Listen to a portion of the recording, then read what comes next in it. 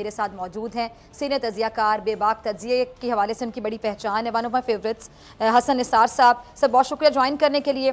हसन निसार साहब, आज वफाकी वज़ीर दाखिला शेख रशीद साहब कह रहे थे कि जी लॉन्ग मार्च होता तो इमरान खान साहब हर तरह की सिचुएशन के लिए, सूरत हाल के लिए तैयार थे। अब हुकूमत ने सुख का सांस लिया और वज़ीर आज़म ने टीम को कह दिया कि आखिरी दो साल हैं, अब सिर्फ काम करें।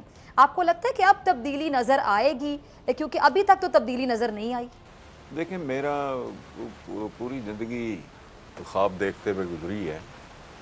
थर्ड फोर्स के लिए जितना मैंने लिखा, जितना काम किया इस मुल्क में, ये रिकॉर्ड की बात है कि ड्राइंग रूम की गपशप तो है नहीं। मजीद निज़ामी साहब, अल्लाह गरीक रहमत करे, इतने सीनियर, इतने जय्यद जर्नलिस्ट थे। उन्होंने लिखा था कि ये आदमी मिसालियत पसंद है, आइडलिस्ट है, थर्ड फोर्स के लिए स्ट्रगल कर रहा है, जो अनअचीवेबल है, वगैरह वगैरह। फिर दुनिया ने देखा, हो गया, तब वजूद ही नहीं था इमरान खान का, पीटीआई का, कोई नो क्लू एट ऑल।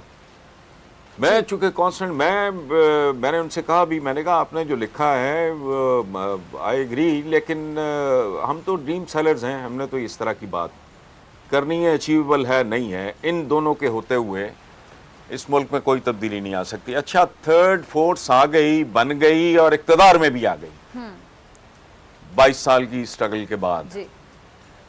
अब जो कुछ हुआ मेरे लिए, it was a personal shock, because इसके लिए सबसे ज्यादा इस फ्रंट पे, मीडिया के फ्रंट पे लड़ाई मैंने लड़ी थी। अच्छा, खबरें अखबार के आप ढेरों के ढेर कॉलम्स उठा के देख लो। अब मैं इस नतीजे पे पहुंचा हूं, डसा जाने के बाद, कि इस निजाम के होते हुए जी, इस मुल्क में फरिश्तों की कैबिनेट भी आए तो डिलीवर नहीं कर सकती। ठीक, सवाल ही नहीं पैदा होगा। अच्छा, तो ना कोई तब्दीली आई है ना आएगी। अच्छा, तो हसन निसार साहब, निजाम कौन तब्दील करेगा? कोई तो होगा ना, तो निजाम भी तब्दील करेगा। ये तो निजाम तब्दीली का नारा लगा कर आए थे जी। पहले जी। नहीं, पहले जी प्लीज आप कंप्लीट कीजिए। एक मिनट ना, एक मिनट को पता ही नहीं था कि निजाम क्या होता है। निजाम की तब्दीली क्या होती है? वो कपड़े तब्दील करने हैं आपने। देखो, ये एक ऐसा मुल्क है जिसका निजाम इस तरह का है, निजाम इस तरह का है कि मगरमच्छ निकल जाते हैं, छोटी छोटी मछलियां फंस जाती हैं। सबूत पाकिस्तान की सारी जेलें, पाकिस्तान की सारी जेलें गरीब आवाम से भरी हुई हैं। अशराफिया का एक आदमी, एक, बिल्कुल, इधर से आते हैं उधर से निकल जाते हैं। ये आपका देखें, हमारे यहां बहुत किस्म के शोबों में ये तो पीटते रहते हैं ना, इंतखाबी इस्लाहात। ओ भाई, बहुत बड़ी इस्लाहात, हर जगह इस्लाहात की जरूरत है। सही। हमारे पास जजेस पूरे नहीं होते। हाँ। आज से ये मेरा ख्याल है साकिब निसार साहब के या उनसे पहले के जमाने में कोई सुप्रीम कोर्ट के जज थे, वो अदालत में रो पड़े थे। उनके सामने एक ऐसा साइल खड़ा था जिसके दादा ने अपना हक तलब करने के लिए केस किया था, और अब पोते की दाढ़ी भी सफेद हो गई। He had tears in his eyes, ये अखबारों में रिपोर्ट हुआ। तो इसलिए जहां इंसाफ नहीं है, सिर्फ तहरीक इंसाफ है, वहां तब्दीली की उम्मीद भी ना रखना। बिल्कुल। अच्छा, आपने तो वो एक वो आदमी कह रहा है जिसने 22-24 साल जी। अच्छा हसन निसार साहब, ये जैसे अब आपने जो बात की, आपकी बात से मेरे ज़हन में एक सवाल है कि नवाज शरीफ साहब जो बाहर बैठे हैं, कहा जाता है आए दिन बीमारियों का बहाना बना के चले गए, और लंदन की फ़ज़ा में पता नहीं ऐसा क्या कि वहाँ जाते ही तमाम लोग ठीक हो जाते हैं, हेल्दी हो जाते हैं, अच्छा फील करते हैं। पाकिस्तान वो वापस आने का नाम नहीं लेते हैं। अब ये जो जरदारी साहब ने शर्त रख दी थी, आपके सामने थी कि आप आएँ, इस्तीफ़े आपको जमा करवा देते। जरदारी साहब को भी पता था कि ना मियाँ साहब आने लगे, ना इस्तीफ़े जमा होने लगे हैं। अच्छा, अब आपको क्या लगता है, क्या ये भी सिस्टम की कमज़ोरी नहीं? क्या नवाज शरीफ साहब अगर सिस्टम मजबूत होता, यहाँ से जा सकते थे, फिर चले गए थे, तो जितना टाइम मांग के गए थे वहां पे उस टाइम से ऊपर रह सकते थे, उनको वापस आना पड़ता, बोल तो जा ही ना सकते। तो ये सिर्फ नवाज शरीफ साहब जो चले गए, ये क्या सिस्टम की कमजोरी नहीं? भेजा किसने? इजाजत मिली तो गए ना।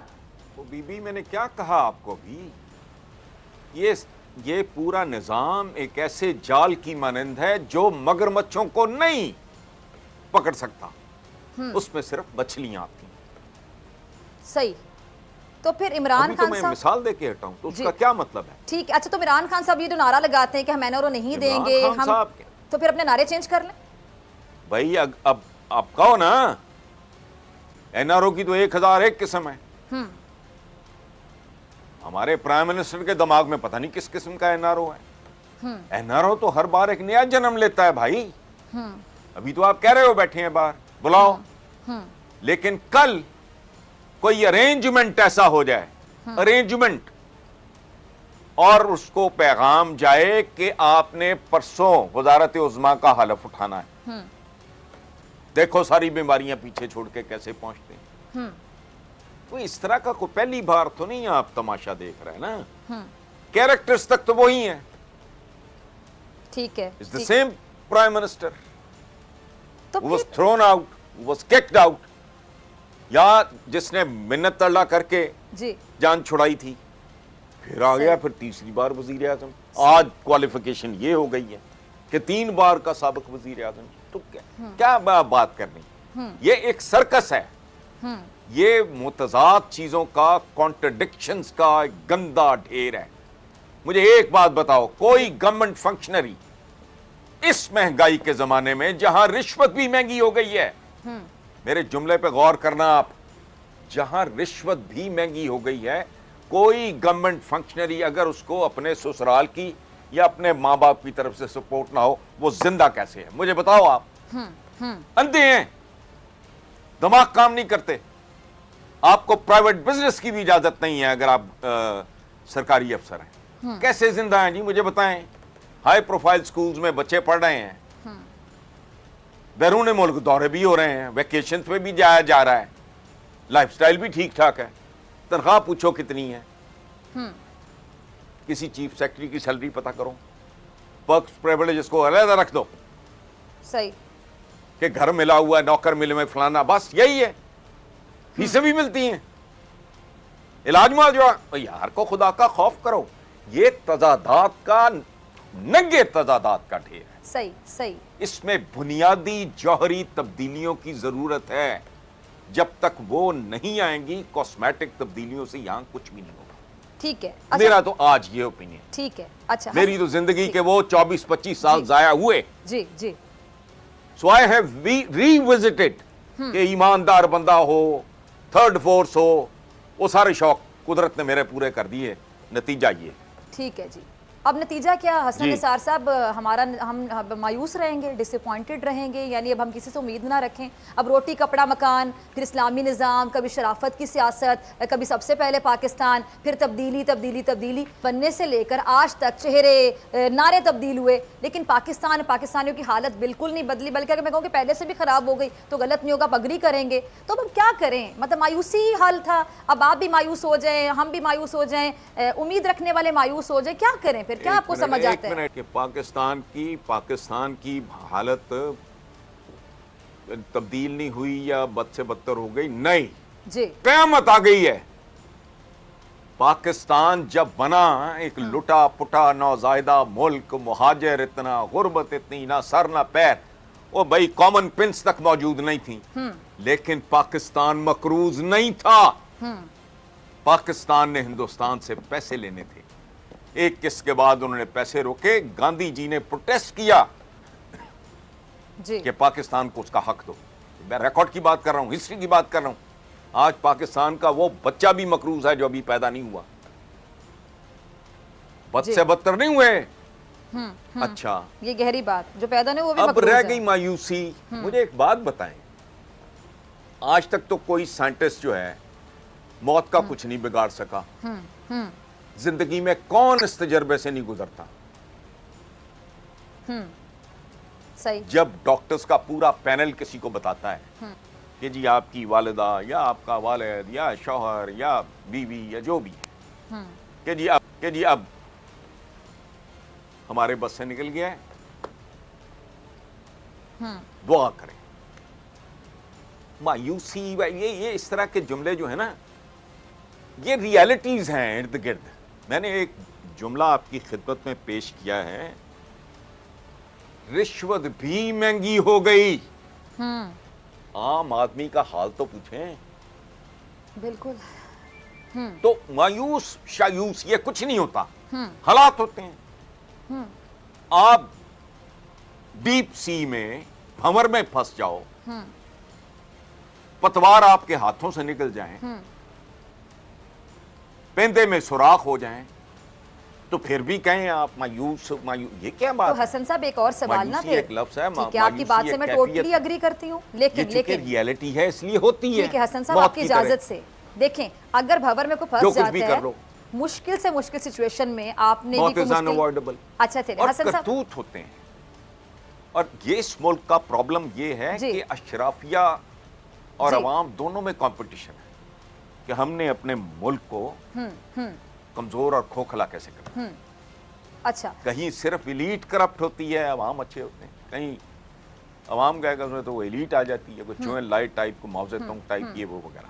सही, तो इधर मुझे तो नहीं, अब आप मायूसी का ताना तमगा है, मुझे भिजवा दें आप। अच्छा हसन साहब, मायूसी मैं जितनी अपने भी घर हो, के बाहर मायूसी उसको जितनी लटका भी लूं। हो, आपने Why भंवर don't की care? बात की, वो क्या कहता है? जी जी जी, मैं हकीकत पसंद आदमी हूं और अब भी अगर मुझे समझ ना आए, जी 26 साल झक मारने के बाद भी अगर मुझे समझ ना आए, जी, फिर तो मुझे अपने मुंह पे थप्पड़ मारने चाहिए। अच्छा हसन साहब, मायूसी की बात आपने कोई की, कसूर किसी का नहीं है। अच्छा ठीक, किसी का कसूर इमरान नहीं खान है, पे मैं जनरली इमरान के बारे में मेरी राय नहीं बदली। कहानी अब समझ आई है क्यों यार ये। और एक और बात हम कहते हैं करप्शन तो थी ही नहीं। ज़ियाउल हक ने नवाज शरीफ इजाद किया तो 7 मुल्क में करप्शन इजाद। उससे पहले जो मेरे एज ग्रुप का बंदा है, कोई उठ के जरा दिखाए मुझे कब्जा ग्रुप का लफ्ज सुना था? किसी ने लिफाफा जर्नलिज्म की इस्तिलाह सुनी थी? ये वो लोग हैं जिन्होंने इंस्टीट्यूशनलाइज किया करप्शन और उसको वे ऑफ लाइफ में तब्दील कर दिया। कोई कम तोलता है, मिलावट करता है, झूठ बोलता है, सही, रंगे हाथों पकड़ा जाए तो वो जवाब ये देता है कि जी असी अपने बच्चे नहीं पालने। ये तो जवाब है। सही। अच्छा हसन बेशर्म साहब, लोगों की हर रोज पंजाब फूड अथॉरिटी वो फैक्ट्रियां पकड़ती है जहां जाली दूध बन रहा होता है। वो तुम तो अपनी नस्लें मार रहे हो। उजड़े पड़े हैं आपके स्कूल। ये चंद हाई प्रोफाइल स्कूल छोड़ दो, बाकी क्या है? गरीब आदमी का बच्चा जिन स्कूलों में जाता है उनके तो टीचर्स अनपढ़ हैं। ठीक, तो इसमें अगर आपने उम्मीद के चिराग रोशन करने हैं जरूर करें। ठीक है। हसन निसार साहब कहते हैं कि एक मुसव्विर ने तस्वीर बनाकर मैदान में रखी और कहा कि जी गलती की निशानदेही करें, जो चीज़ आपको गलत लगती बताएं। तो लोगों ने निशान लगा लगा के तस्वीर को काला कर दिया। अब तज्जियाकारों पर भी इल्ज़ाम ये लगता है कि जी वो सिर्फ और सिर्फ तनकीद करते हैं। इसको तनकीद बराए तनकीद कहते हैं, तनकीद बराए इस्लाह नहीं कहते हैं। मसाइल हल कैसे होंगे, कोई हल तजवीज़ नहीं करता। आपके ख्याल में पाकिस्तान के जो मसाइल हैं उसका बेहतरीन हल क्या है? अब आपने कहा भंवर में कश्ती फंसी होती है, उसको कोई ना कोई तो निकालता है ना। मायूसी तो वैसे कुफर है, कोई ना कोई उम्मीद तो रखी जाती है ना कि कोई मसीहा आएगा, कश्ती भंवर से निकालेगा। बहुत अभी भी सुन लें एक जी जी मिनट ना। जी जी, इतना लंबा सवाल ना करें, बुढ़ापे में बात असली बात भूल जाती है। जी जी प्लीज। जो कहते हैं ना कश्ती निकालनी भी होती है, कई कश्तियां डूब भी जाती हैं। टाइटैनिक डूब गया, आप तो कश्तियों की बात कर रहे हो। पहली बात ऐसा नहीं। दूसरी बात, मैं तो तजवीज कर चुका हूं 15 साल का रोड मैप, मुकम्मल कंटिन्यूटी। जो बैलेट बॉक्स का नाम लेना उसके लिए इस्तेमाल होने वाली बुलेट का खर्च भी उसके घर वालों से लिया गया। सही। 15